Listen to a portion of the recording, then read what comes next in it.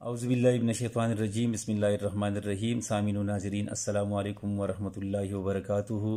Urdu grammar کے ساتھ آپ کی خدمت میں حاضر ہوں۔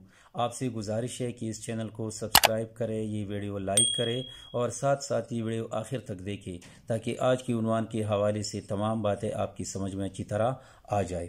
آج ہم اردو گرامر میں میر حسن کی شاعری پر تنقیدی نوٹ لکھنے جا رہے ہیں۔ تو ہم اس طرح لکھ سکتے ہیں کہ پہلے آپ یہ عنوان دیجئے کہ میر حسن کی شاعری پر تنقیدی نوٹ یا میر حسن کی شاعری کی خصوصیات۔ پھر اس طرح شروع کریں کہ اردو ادب اور شاعری میں بعض ادبا اور شعراء ایسے ہیں جن کی شناخت صرف ایک صنف بنی نظر آتی ہے۔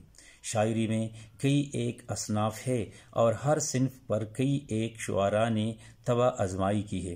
ایسے اشخاص میں ایک معتبر اور جانا پہچانا نام میر حسن کا ہے، جن کی اصل پہچان مثنوی اور مثنویوں میں ان کی اصل شناخت مثنوی سحر البیان ہے، جو ایک روایتی داستان ہے، لیکن میر حسن نے اپنے انداز بیان اور زور قلم سے اسے واقعیت اور حقیقت کا رنگ دیا ہے۔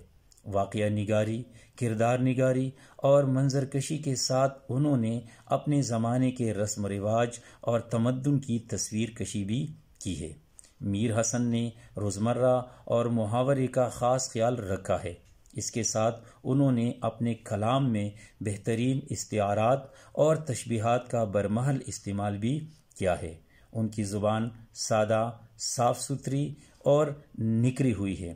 ان کی عبارت پاکیزہ، صاف اور روا دوا ہے، اس لیے آج اردو مثنوی میں ان کا اپنا ایک خاص نام اور مقام ہے۔ تو آپ نے دیکھ لیا کہ ہم میر حسن کی شاعری پر کس طرح ایک تنقیدی نوٹ لکھ سکتے ہیں۔